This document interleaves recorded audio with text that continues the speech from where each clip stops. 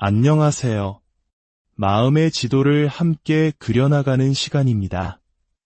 혹시 이런 경험 있으신가요? 이 관계가 나를 아프게 하고 힘들게 한다는 것을 머리로는 분명히 알고 있는데 이상하게도 그 사람을 떠나지 못하고 있는 자신을 발견하는 경험 말입니다. 마치 독이 든 술잔인 줄 알면서도 계속 마시게 되는 것처럼 벗어나야 한다는 걸 알면서도 자꾸만 그 자리로 되돌아가는 그런 고통스러운 사랑에 갇혀본 적이 있으신가요? 오늘은 바로 그 중독적인 관계, 심리학적 용어로는 트라우마적 유대에 대해 이야기해보려 합니다. 이것은 단순한 나쁜 관계를 넘어 우리가 스스로를 파괴하는 관계에 그토록 깊이 얽매이게 되는지에 대한 깊은 이해를 제공할 것입니다. 트라우마적 유대란 아주 간단히 말해 독이 되고 건강하지 못한 관계에 정서적으로 깊이 묶여버리는 현상을 말합니다. 우리는 종종 이런 관계 속에서 상대방에게 집착하게 되고 그 관계 안에 머물러야만 한다는 강박에 시달립니다.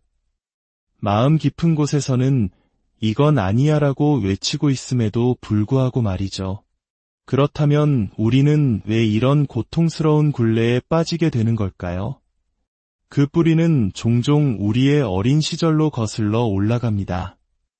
유년기에 정서적 방임이나 무관심을 겪었거나 혹은 부모에게 지나치게 의존하거나 반대로 부모 역할을 해야만 했던 경험, 심지어는 학대와 같은 아픈 기억이 있다면 우리는 무의식적으로 그때의 관계 패턴을 성인이 되어서도 반복하려는 경향이 있습니다. 가장 익숙했던 것이 가장 안전하다고 착각하는 뇌의 오래된 습관 때문입니다. 어린 시절 사랑과 안정감을 주어야 할 대상으로부터 동시에 상처와 불안을 받았다면 우리의 신경계는 그 극적인 감정의 롤러코스터에 익숙해져 버립니다. 뜨겁게 사랑받는 순간의 황홀감과 차갑게 버려지는 순간의 절망감이 반복되면 뇌는 그 강력한 자극을 사랑 혹은 깊은 유대감이라고 오해하기 시작합니다.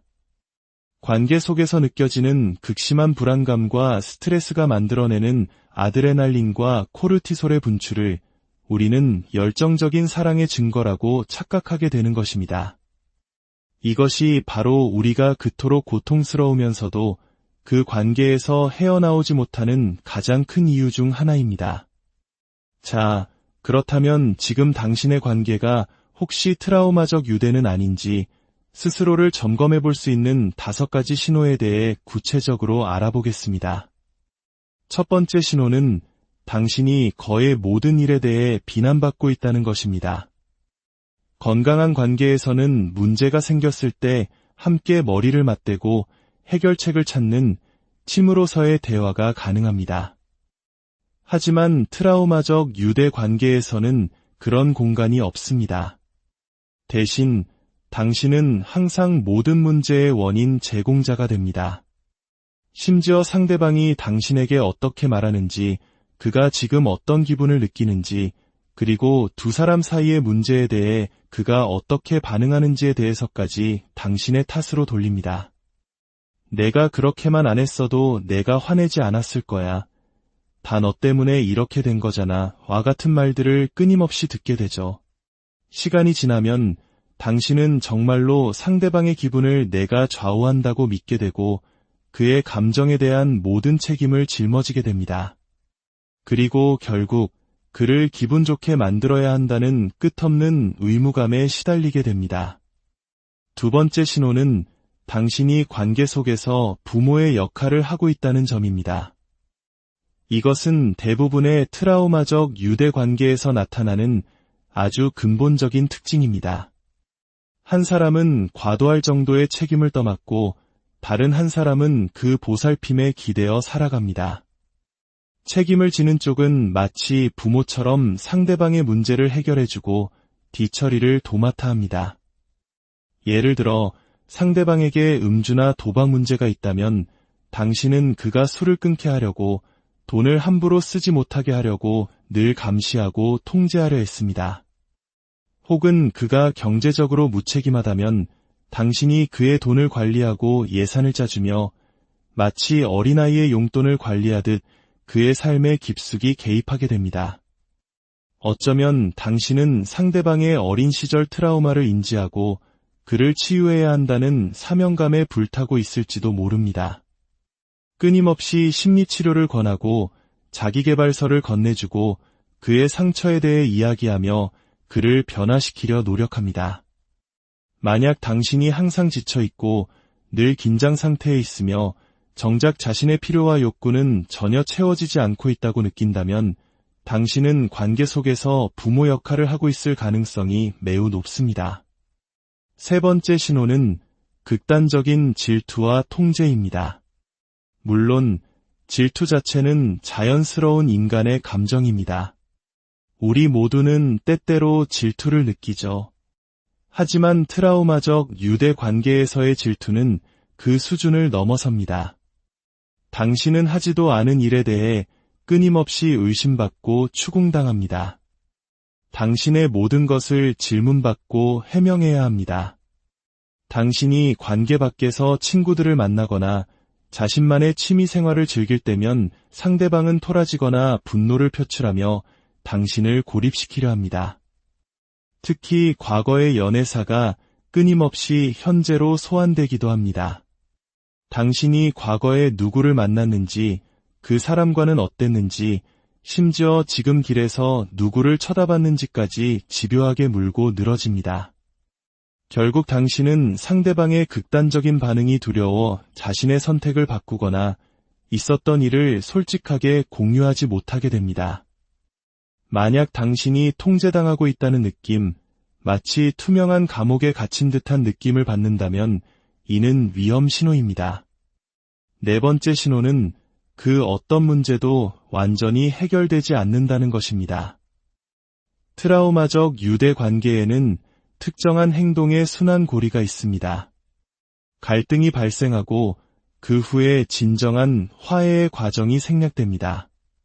건강한 관계라면 갈등이 생겼을 때 각자가 무슨 일이 있었다고 생각하는지, 자신의 관점은 어땠는지, 어떤 영향을 받았는지를 솔직하게 표현합니다.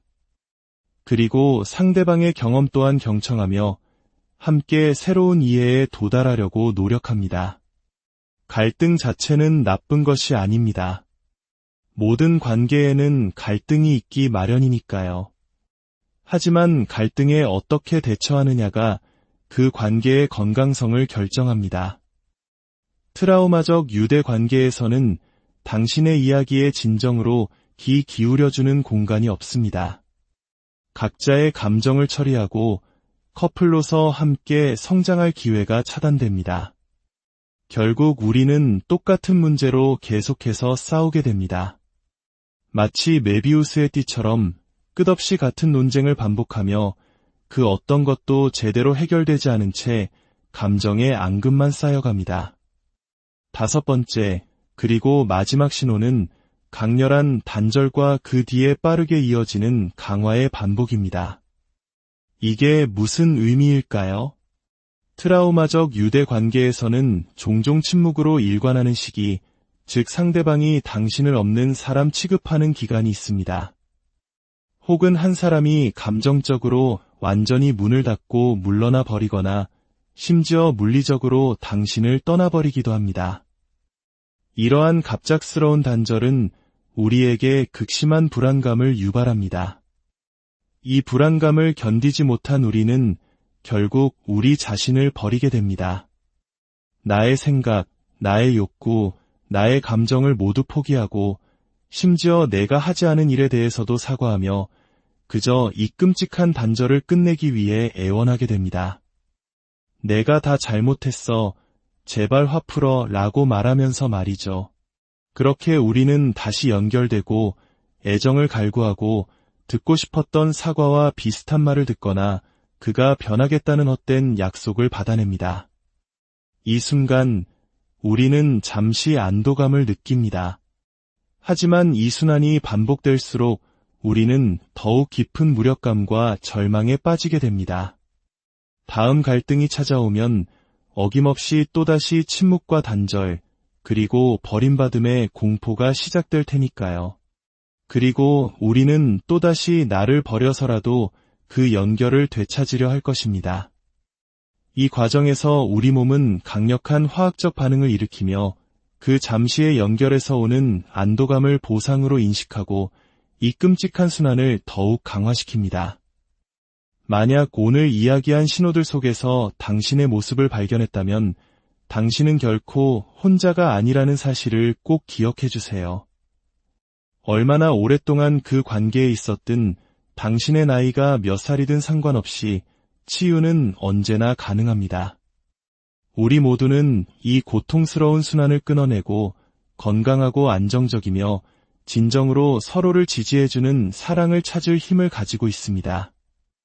혹시 당신도 트라우마적 유대 관계 속에서 아파하고 있거나 혹은 그 관계에서 벗어나 치유의 과정을 겪고 계신가요? 당신의 이야기는 혼자만의 아픔이 아니라 비슷한 고통 속에 있는 또 다른 누군가에게는 큰 위로와 용기가 될 수 있습니다. 당신의 소중한 경험을 나누어 주세요. 이 이야기가 당신의 마음에 작은 울림을 주었다면 좋아요와 구독을 통해 더 많은 분들이 자신의 관계를 건강하게 돌아볼 수 있도록 힘을 보태주세요. 당신의 작은 움직임이 누군가에게는 어둠 속 한 줄기 빛이 될 수 있습니다. 당신의 삶에 진정한 평안과 건강한 사랑이 깃들기를 진심으로 안녕하세요. 마음의 지도를 함께 그려나가는 시간입니다. 혹시 이런 경험 있으신가요? 이 관계가 나를 아프게 하고 힘들게 한다는 것을 머리로는 분명히 알고 있는데 이상하게도 그 사람을 떠나지 못하고 있는 자신을 발견하는 경험 말입니다. 마치 독이 든 술잔인 줄 알면서도 계속 마시게 되는 것처럼 벗어나야 한다는 걸 알면서도 자꾸만 그 자리로 되돌아가는 그런 고통스러운 사랑에 갇혀본 적이 있으신가요? 오늘은 바로 그 중독적인 관계, 심리학적 용어로는 트라우마적 유대에 대해 이야기해보려 합니다. 이것은 단순한 나쁜 관계를 넘어 우리가 스스로를 파괴하는 관계에 그토록 깊이 얽매이게 되는지에 대한 깊은 이해를 제공할 것입니다. 트라우마적 유대란 아주 간단히 말해 독이 되고 건강하지 못한 관계에 정서적으로 깊이 묶여버리는 현상을 말합니다. 우리는 종종 이런 관계 속에서 상대방에게 집착하게 되고 그 관계 안에 머물러야만 한다는 강박에 시달립니다. 마음 깊은 곳에서는 이건 아니야라고 외치고 있음에도 불구하고 말이죠. 그렇다면 우리는 왜 이런 고통스러운 굴레에 빠지게 되는 걸까요? 그 뿌리는 종종 우리의 어린 시절로 거슬러 올라갑니다. 유년기에 정서적 방임이나 무관심을 겪었거나 혹은 부모에게 지나치게 의존하거나 반대로 부모 역할을 해야만 했던 경험, 심지어는 학대와 같은 아픈 기억이 있다면 우리는 무의식적으로 그때의 관계 패턴을 성인이 되어서도 반복하려는 경향이 있습니다. 가장 익숙했던 것이 가장 안전하다고 착각하는 뇌의 오래된 습관 때문입니다. 어린 시절 사랑과 안정감을 주어야 할 대상으로부터 동시에 상처와 불안을 받았다면 우리의 신경계는 그 극적인 감정의 롤러코스터에 익숙해져 버립니다. 뜨겁게 사랑받는 순간의 황홀감과 차갑게 버려지는 순간의 절망감이 반복되면 뇌는 그 강력한 자극을 사랑 혹은 깊은 유대감이라고 오해하기 시작합니다. 관계 속에서 느껴지는 극심한 불안감과 스트레스가 만들어내는 아드레날린과 코르티솔의 분출을 우리는 열정적인 사랑의 증거라고 착각하게 되는 것입니다. 이것이 바로 우리가 그토록 고통스러우면서도 그 관계에서 헤어나오지 못하는 가장 큰 이유 중 하나입니다. 자, 그렇다면 지금 당신의 관계가 혹시 트라우마적 유대는 아닌지 스스로를 점검해 볼 수 있는 5가지 신호에 대해 구체적으로 알아보겠습니다. 첫 번째 신호는 당신이 거의 모든 일에 대해 비난받고 있다는 것입니다. 건강한 관계에서는 문제가 생겼을 때 함께 머리를 맞대고 해결책을 찾는 침으로서의 대화가 가능합니다. 하지만 트라우마적 유대 관계에서는 그런 공간이 없습니다. 대신 당신은 항상 모든 문제의 원인 제공자가 됩니다. 심지어 상대방이 당신에게 어떻게 말하는지, 그가 지금 어떤 기분을 느끼는지, 그리고 두 사람 사이의 문제에 대해 그가 어떻게 반응하는지에 대해서까지 당신의 탓으로 돌립니다.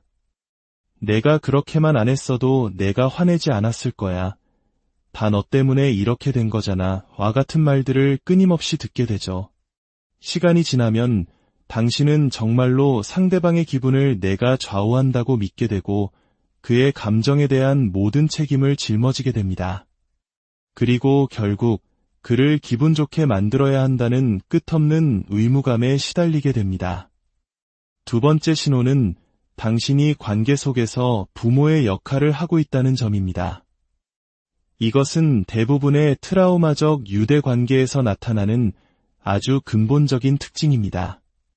한 사람은 과도할 정도의 책임을 떠맡고 다른 한 사람은 그 보살핌에 기대어 살아갑니다. 책임을 지는 쪽은 마치 부모처럼 상대방의 문제를 해결해주고 뒤처리를 도맡아 합니다. 예를 들어 상대방에게 음주나 도박 문제가 있다면 당신은 그가 술을 끊게 하려고 돈을 함부로 쓰지 못하게 하려고 늘 감시하고 통제하려 했습니다. 혹은 그가 경제적으로 무책임하다면 당신이 그의 돈을 관리하고 예산을 짜주며 마치 어린아이의 용돈을 관리하듯 그의 삶에 깊숙이 개입하게 됩니다. 어쩌면 당신은 상대방의 어린 시절 트라우마를 인지하고 그를 치유해야 한다는 사명감에 불타고 있을지도 모릅니다. 끊임없이 심리치료를 권하고 자기계발서를 건네주고 그의 상처에 대해 이야기하며 그를 변화시키려 노력합니다.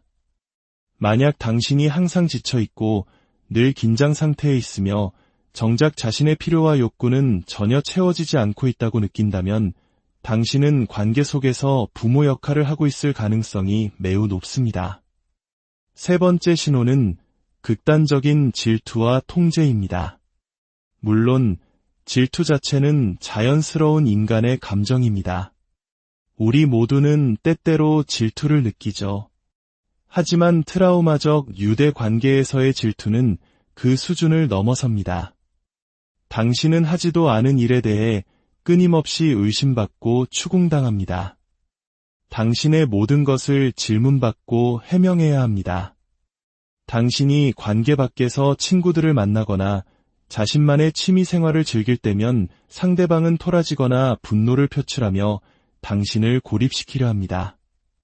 특히 과거의 연애사가 끊임없이 현재로 소환되기도 합니다. 당신이 과거에 누구를 만났는지, 그 사람과는 어땠는지, 심지어 지금 길에서 누구를 쳐다봤는지까지 집요하게 물고 늘어집니다. 결국 당신은 상대방의 극단적인 반응이 두려워 자신의 선택을 바꾸거나 있었던 일을 솔직하게 공유하지 못하게 됩니다. 만약 당신이 통제당하고 있다는 느낌, 마치 투명한 감옥에 갇힌 듯한 느낌을 받는다면 이는 위험 신호입니다. 네 번째 신호는 그 어떤 문제도 완전히 해결되지 않는다는 것입니다.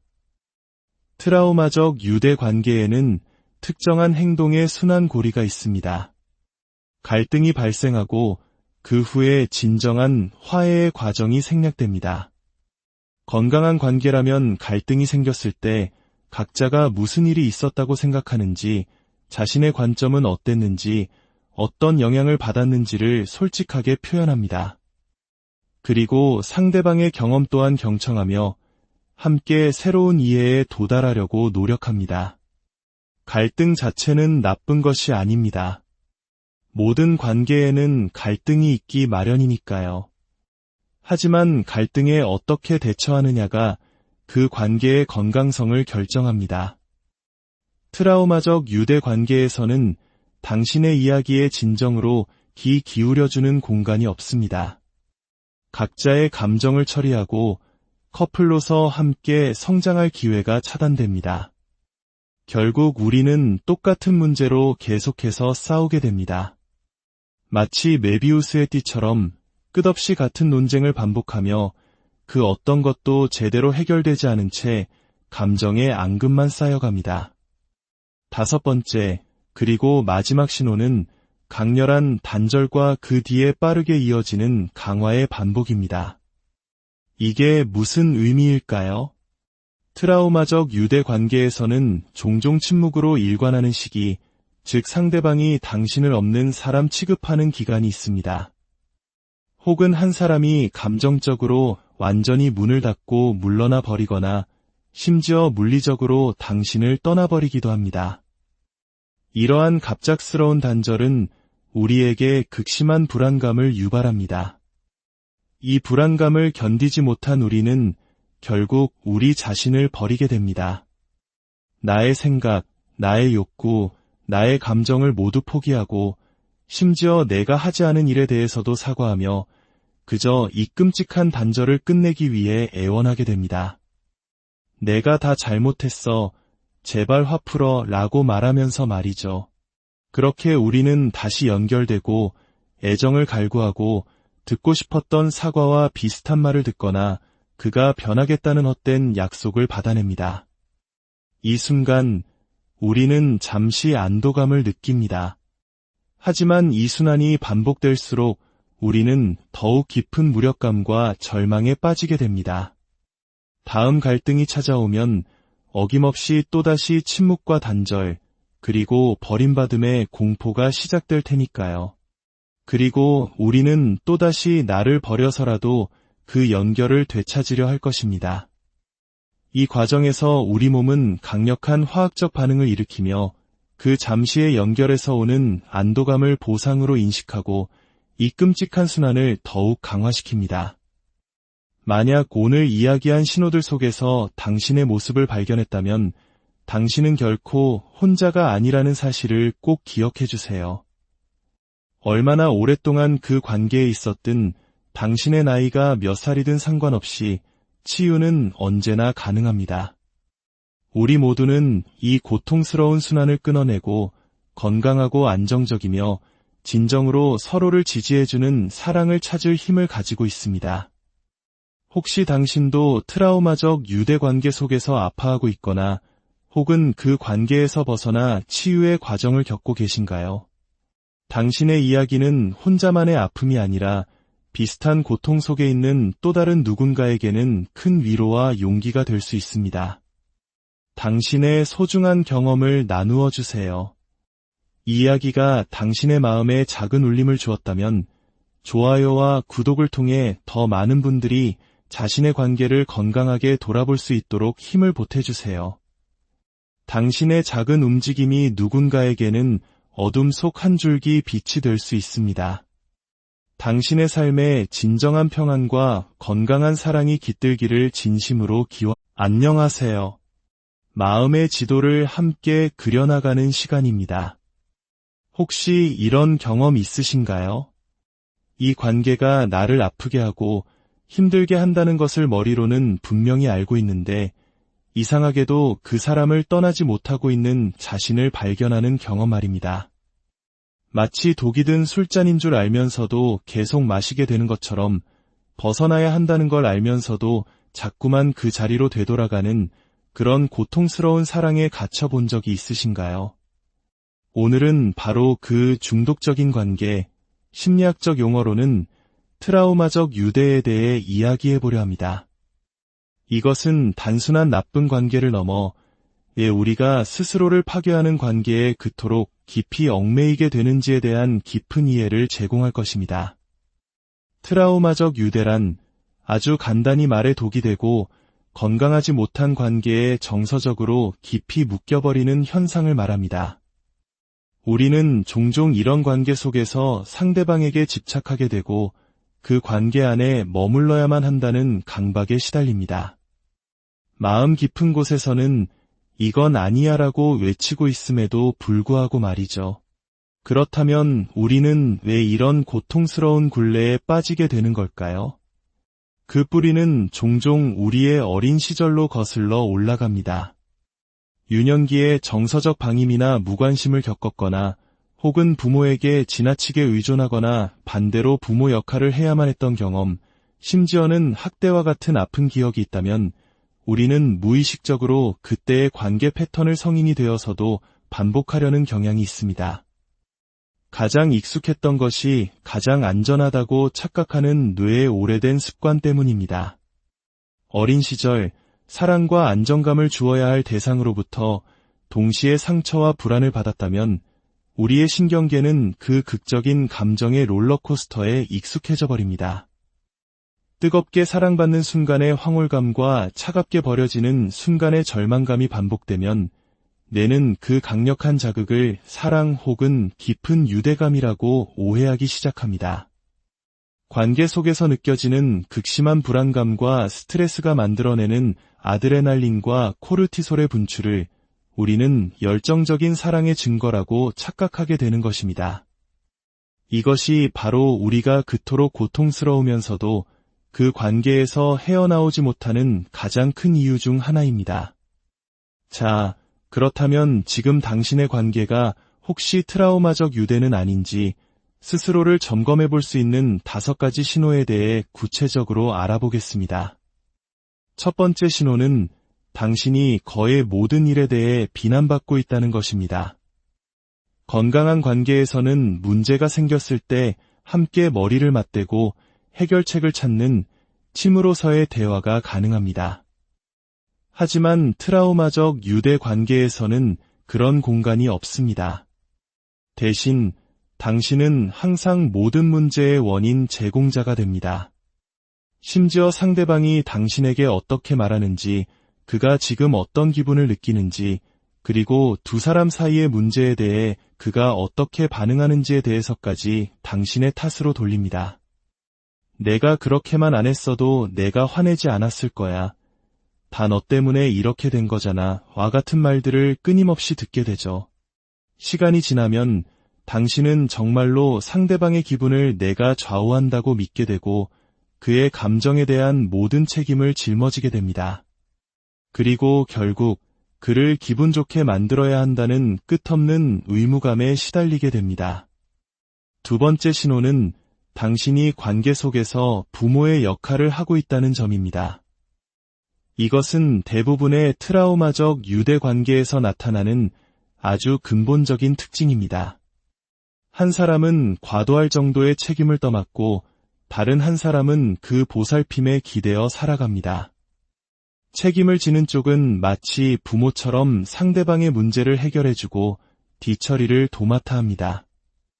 예를 들어 상대방에게 음주나 도박 문제가 있다면 당신은 그가 술을 끊게 하려고 돈을 함부로 쓰지 못하게 하려고 늘 감시하고 통제하려 했습니다. 혹은 그가 경제적으로 무책임하다면 당신이 그의 돈을 관리하고 예산을 짜주며 마치 어린아이의 용돈을 관리하듯 그의 삶에 깊숙이 개입하게 됩니다. 어쩌면 당신은 상대방의 어린 시절 트라우마를 인지하고 그를 치유해야 한다는 사명감에 불타고 있을지도 모릅니다. 끊임없이 심리치료를 권하고 자기계발서를 건네주고 그의 상처에 대해 이야기하며 그를 변화시키려 노력합니다. 만약 당신이 항상 지쳐있고 늘 긴장 상태에 있으며 정작 자신의 필요와 욕구는 전혀 채워지지 않고 있다고 느낀다면 당신은 관계 속에서 부모 역할을 하고 있을 가능성이 매우 높습니다. 세 번째 신호는 극단적인 질투와 통제입니다. 물론 질투 자체는 자연스러운 인간의 감정입니다.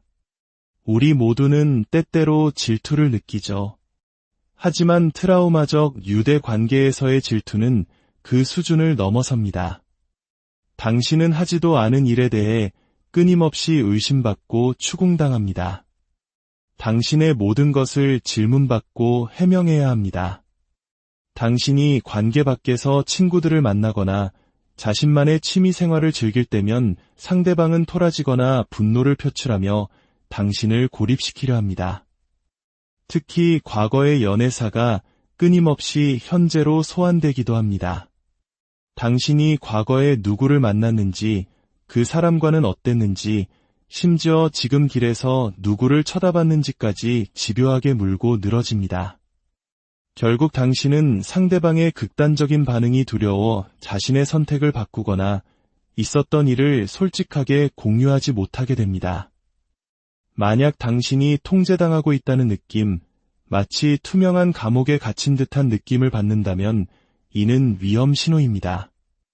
네 번째 신호는 그 어떤 문제도 완전히 해결되지 않는다는 것입니다. 트라우마적 유대 관계에는 특정한 행동의 순환고리가 있습니다. 갈등이 발생하고 그 후에 진정한 화해의 과정이 생략됩니다.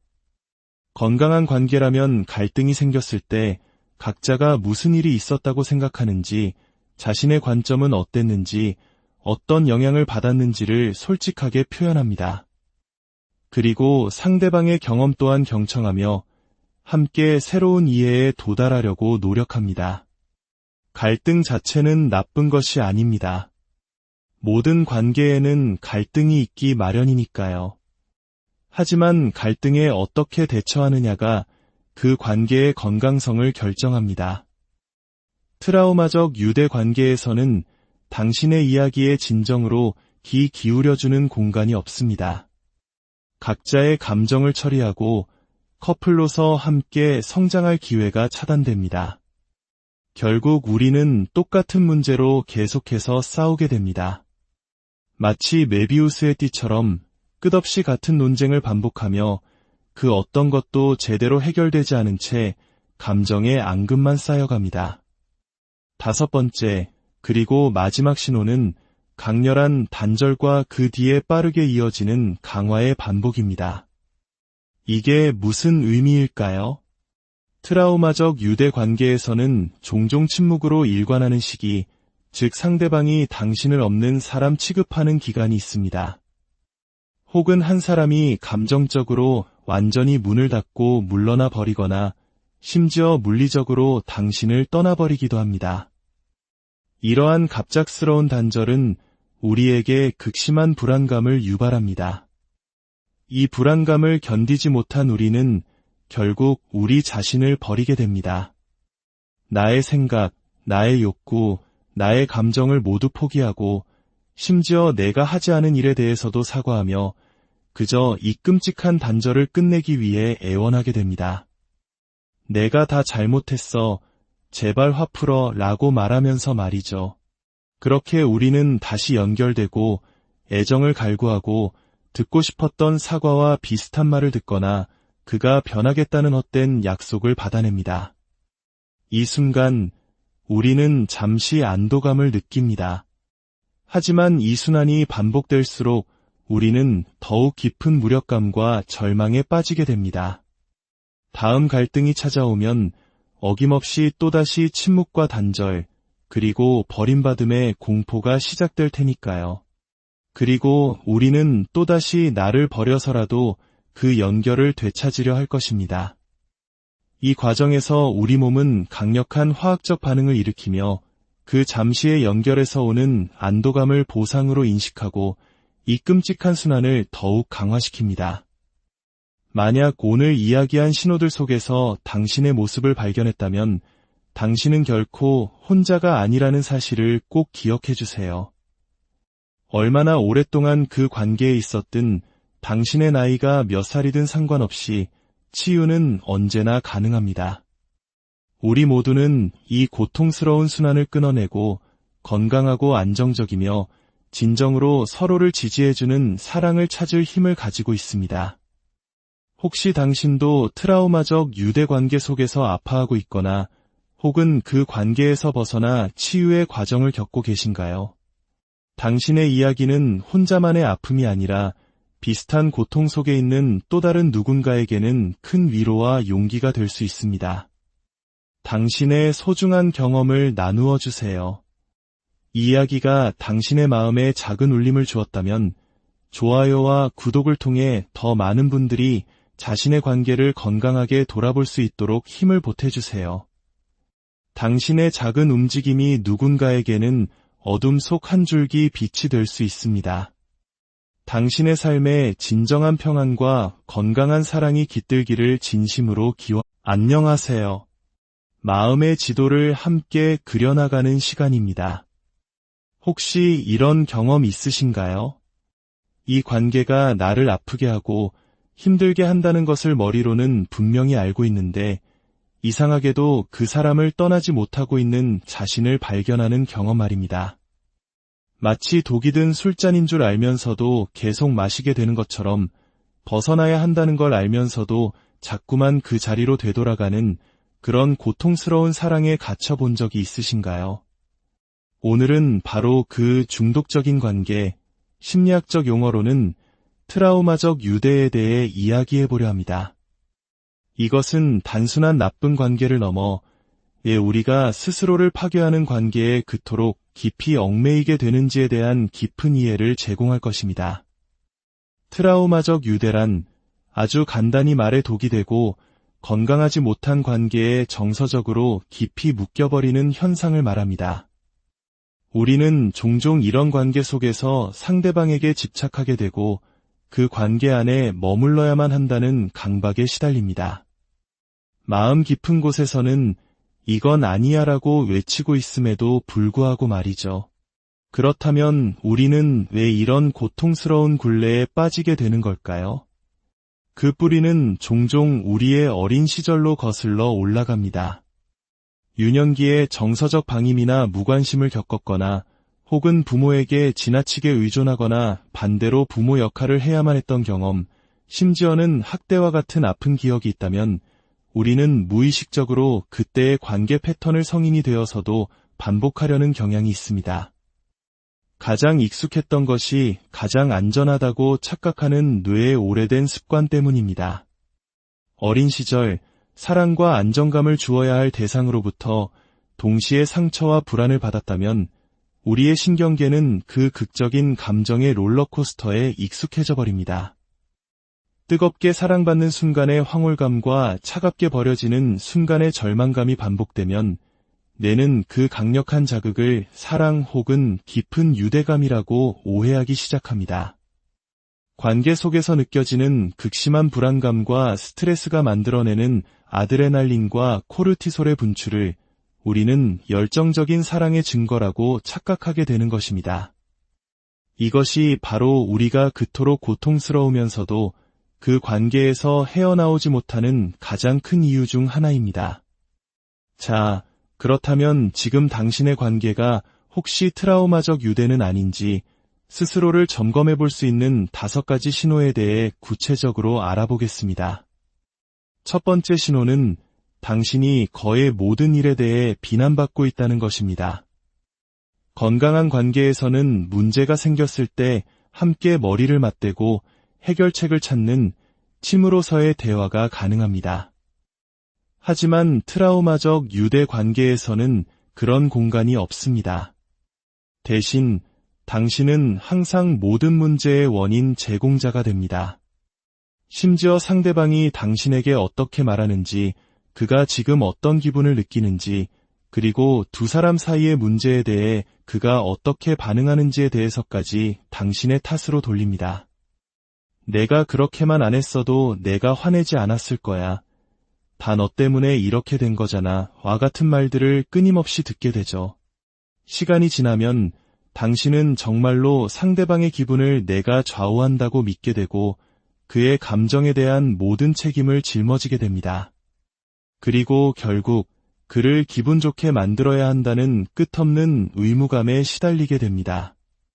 두 번째 신호는 당신이 관계 속에서 부모의 역할을 하고 있다는 점입니다. 이것은 대부분의 트라우마적 유대 관계에서 나타나는 아주 근본적인 특징입니다. 한 사람은 과도할 정도의 책임을 떠맡고 다른 한 사람은 그 보살핌에 기대어 살아갑니다. 책임을 지는 쪽은 마치 부모처럼 상대방의 문제를 해결해주고 뒤처리를 도맡아 합니다. 예를 들어 상대방에게 음주나 도박 문제가 있다면 당신은 그가 술을 끊게 하려고 돈을 함부로 쓰지 못하게 하려고 늘 감시하고 통제하려 했습니다. 혹은 그가 경제적으로 무책임하다면 당신이 그의 돈을 관리하고 예산을 짜주며 마치 어린아이의 용돈을 관리하듯 그의 삶에 깊숙이 개입하게 됩니다. 어쩌면 당신은 상대방의 어린 시절 트라우마를 인지하고 그를 치유해야 한다는 사명감에 불타고 있을지도 모릅니다. 끊임없이 심리치료를 권하고 자기계발서를 건네주고 그의 상처에 대해 이야기하며 그를 변화시키려 노력합니다.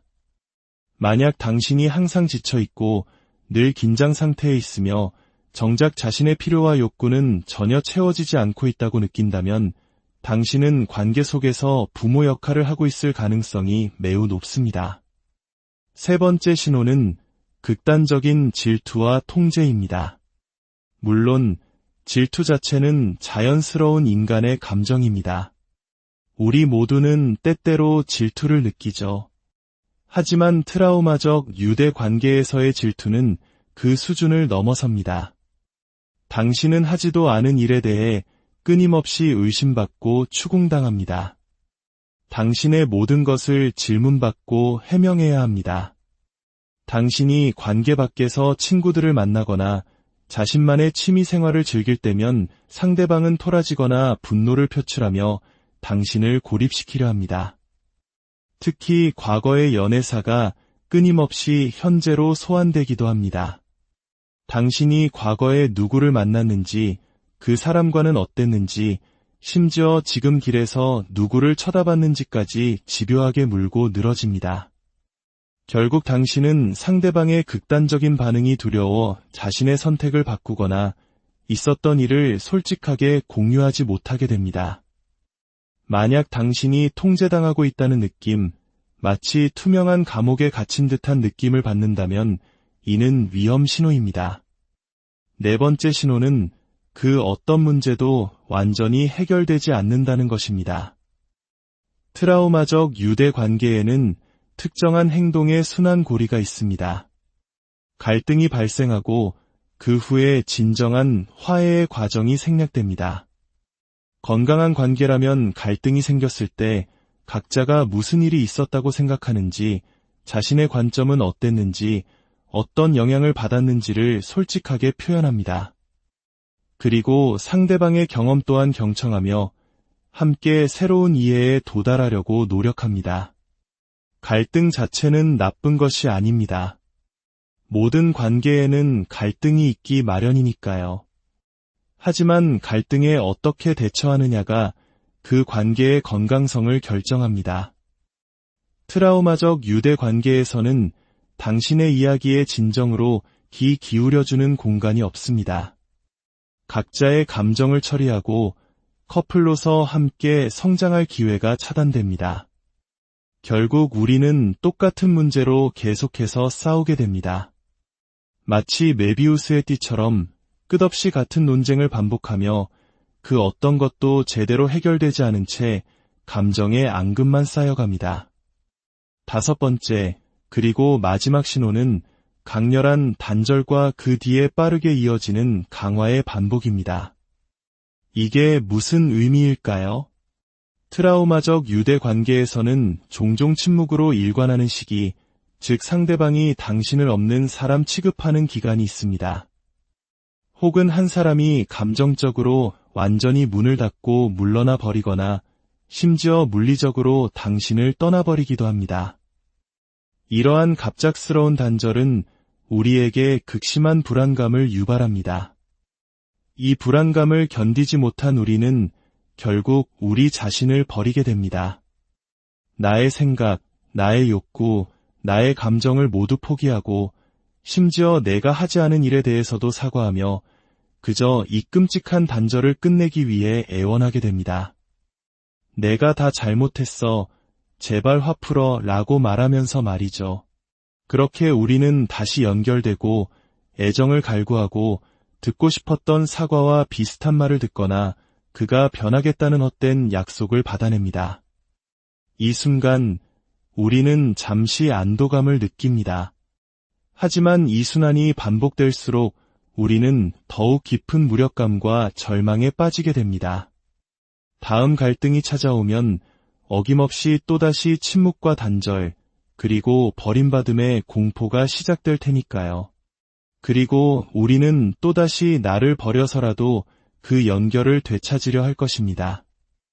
이 과정에서 우리 몸은 강력한 화학적 반응을 일으키며 그 잠시의 연결에서 오는 안도감을 보상으로 인식하고 이 끔찍한 순환을 더욱 강화시킵니다. 만약 오늘 이야기한 신호들 속에서 당신의 모습을 발견했다면 당신은 결코 혼자가 아니라는 사실을 꼭 기억해 주세요. 얼마나 오랫동안 그 관계에 있었든 당신의 나이가 몇 살이든 상관없이 치유는 언제나 가능합니다. 우리 모두는 이 고통스러운 순환을 끊어내고 건강하고 안정적이며 진정으로 서로를 지지해주는 사랑을 찾을 힘을 가지고 있습니다. 혹시 당신도 트라우마적 유대 관계 속에서 아파하고 있거나 혹은 그 관계에서 벗어나 치유의 과정을 겪고 계신가요? 당신의 이야기는 혼자만의 아픔이 아니라 비슷한 고통 속에 있는 또 다른 누군가에게는 큰 위로와 용기가 될 수 있습니다. 당신의 소중한 경험을 나누어 주세요. 이 이야기가 당신의 마음에 작은 울림을 주었다면 좋아요와 구독을 통해 더 많은 분들이 자신의 관계를 건강하게 돌아볼 수 있도록 힘을 보태주세요. 당신의 작은 움직임이 누군가에게는 어둠 속 한 줄기 빛이 될 수 있습니다. 당신의 삶에 진정한 평안과 건강한 사랑이 깃들기를 진심으로 안녕하세요. 마음의 지도를 함께 그려나가는 시간입니다. 혹시 이런 경험 있으신가요? 이 관계가 나를 아프게 하고 힘들게 한다는 것을 머리로는 분명히 알고 있는데 이상하게도 그 사람을 떠나지 못하고 있는 자신을 발견하는 경험 말입니다. 마치 독이 든 술잔인 줄 알면서도 계속 마시게 되는 것처럼 벗어나야 한다는 걸 알면서도 자꾸만 그 자리로 되돌아가는 그런 고통스러운 사랑에 갇혀본 적이 있으신가요? 오늘은 바로 그 중독적인 관계, 심리학적 용어로는 트라우마적 유대에 대해 이야기해보려 합니다. 이것은 단순한 나쁜 관계를 넘어 왜 우리가 스스로를 파괴하는 관계에 그토록 깊이 얽매이게 되는지에 대한 깊은 이해를 제공할 것입니다. 트라우마적 유대란 아주 간단히 말해 독이 되고 건강하지 못한 관계에 정서적으로 깊이 묶여버리는 현상을 말합니다. 우리는 종종 이런 관계 속에서 상대방에게 집착하게 되고 그 관계 안에 머물러야만 한다는 강박에 시달립니다. 마음 깊은 곳에서는 이건 아니야 라고 외치고 있음에도 불구하고 말이죠. 그렇다면 우리는 왜 이런 고통스러운 굴레에 빠지게 되는 걸까요? 그 뿌리는 종종 우리의 어린 시절로 거슬러 올라갑니다.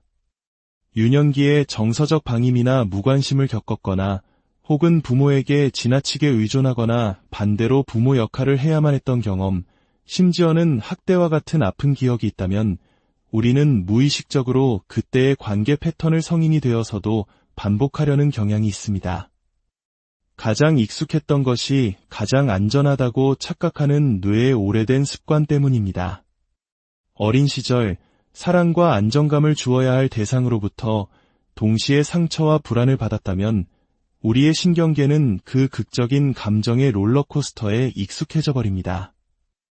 뜨겁게 사랑받는 순간의 황홀감과 차갑게 버려지는 순간의 절망감이 반복되면 뇌는 그 강력한 자극을 사랑 혹은 깊은 유대감이라고 오해하기 시작합니다. 관계 속에서 느껴지는 극심한 불안감과 스트레스가 만들어내는 아드레날린과 코르티솔의 분출을 우리는 열정적인 사랑의 증거라고 착각하게 되는 것입니다. 이것이 바로 우리가 그토록 고통스러우면서도 그 관계에서 헤어나오지 못하는 가장 큰 이유 중 하나입니다. 자, 그렇다면 지금 당신의 관계가 혹시 트라우마적 유대는 아닌지 스스로를 점검해 볼 수 있는 5가지 신호에 대해 구체적으로 알아보겠습니다. 첫 번째 신호는 당신이 거의 모든 일에 대해 비난받고 있다는 것입니다. 건강한 관계에서는 문제가 생겼을 때 함께 머리를 맞대고 해결책을 찾는 침으로서의 대화가 가능합니다. 하지만 트라우마적 유대 관계에서는 그런 공간이 없습니다. 대신 당신은 항상 모든 문제의 원인 제공자가 됩니다. 심지어 상대방이 당신에게 어떻게 말하는지, 그가 지금 어떤 기분을 느끼는지, 그리고 두 사람 사이의 문제에 대해 그가 어떻게 반응하는지에 대해서까지 당신의 탓으로 돌립니다. 내가 그렇게만 안 했어도 내가 화내지 않았을 거야. 다 너 때문에 이렇게 된 거잖아. 와 같은 말들을 끊임없이 듣게 되죠. 시간이 지나면 당신은 정말로 상대방의 기분을 내가 좌우한다고 믿게 되고 그의 감정에 대한 모든 책임을 짊어지게 됩니다. 그리고 결국 그를 기분 좋게 만들어야 한다는 끝없는 의무감에 시달리게 됩니다. 두 번째 신호는 당신이 관계 속에서 부모의 역할을 하고 있다는 점입니다. 이것은 대부분의 트라우마적 유대 관계에서 나타나는 아주 근본적인 특징입니다. 한 사람은 과도할 정도의 책임을 떠맡고 다른 한 사람은 그 보살핌에 기대어 살아갑니다. 책임을 지는 쪽은 마치 부모처럼 상대방의 문제를 해결해주고 뒤처리를 도맡아 합니다. 예를 들어 상대방에게 음주나 도박 문제가 있다면 당신은 그가 술을 끊게 하려고 돈을 함부로 쓰지 못하게 하려고 늘 감시하고 통제하려 했습니다. 혹은 그가 경제적으로 무책임하다면 당신이 그의 돈을 관리하고 예산을 짜주며 마치 어린아이의 용돈을 관리하듯 그의 삶에 깊숙이 개입하게 됩니다. 어쩌면 당신은 상대방의 어린 시절 트라우마를 인지하고 그를 치유해야 한다는 사명감에 불타고 있을지도 모릅니다. 끊임없이 심리치료를 권하고 자기계발서를 건네주고 그의 상처에 대해 이야기하며 그를 변화시키려 노력합니다. 만약 당신이 항상 지쳐있고 늘 긴장 상태에 있으며 정작 자신의 필요와 욕구는 전혀 채워지지 않고 있다고 느낀다면 당신은 관계 속에서 부모 역할을 하고 있을 가능성이 매우 높습니다. 세 번째 신호는 극단적인 질투와 통제입니다. 물론 질투 자체는 자연스러운 인간의 감정입니다. 우리 모두는 때때로 질투를 느끼죠. 하지만 트라우마적 유대 관계에서의 질투는 그 수준을 넘어섭니다. 당신은 하지도 않은 일에 대해 끊임없이 의심받고 추궁당합니다. 당신의 모든 것을 질문받고 해명해야 합니다. 당신이 관계 밖에서 친구들을 만나거나 자신만의 취미 생활을 즐길 때면 상대방은 토라지거나 분노를 표출하며 당신을 고립시키려 합니다. 특히 과거의 연애사가 끊임없이 현재로 소환되기도 합니다. 당신이 과거에 누구를 만났는지, 그 사람과는 어땠는지, 심지어 지금 길에서 누구를 쳐다봤는지까지 집요하게 물고 늘어집니다. 결국 당신은 상대방의 극단적인 반응이 두려워 자신의 선택을 바꾸거나 있었던 일을 솔직하게 공유하지 못하게 됩니다. 만약 당신이 통제당하고 있다는 느낌, 마치 투명한 감옥에 갇힌 듯한 느낌을 받는다면 이는 위험 신호입니다. 네 번째 신호는 그 어떤 문제도 완전히 해결되지 않는다는 것입니다. 트라우마적 유대 관계에는 특정한 행동의 순환 고리가 있습니다. 갈등이 발생하고 그 후에 진정한 화해의 과정이 생략됩니다. 건강한 관계라면 갈등이 생겼을 때 각자가 무슨 일이 있었다고 생각하는지, 자신의 관점은 어땠는지, 어떤 영향을 받았는지를 솔직하게 표현합니다. 그리고 상대방의 경험 또한 경청하며 함께 새로운 이해에 도달하려고 노력합니다. 갈등 자체는 나쁜 것이 아닙니다. 모든 관계에는 갈등이 있기 마련이니까요. 하지만 갈등에 어떻게 대처하느냐가 그 관계의 건강성을 결정합니다. 트라우마적 유대 관계에서는 당신의 이야기의 진정으로 귀 기울여주는 공간이 없습니다. 각자의 감정을 처리하고 커플로서 함께 성장할 기회가 차단됩니다. 결국 우리는 똑같은 문제로 계속해서 싸우게 됩니다. 마치 메비우스의 띠처럼 끝없이 같은 논쟁을 반복하며 그 어떤 것도 제대로 해결되지 않은 채 감정의 앙금만 쌓여갑니다. 다섯 번째, 그리고 마지막 신호는 강렬한 단절과 그 뒤에 빠르게 이어지는 강화의 반복입니다. 이게 무슨 의미일까요? 트라우마적 유대 관계에서는 종종 침묵으로 일관하는 시기, 즉 상대방이 당신을 없는 사람 취급하는 기간이 있습니다.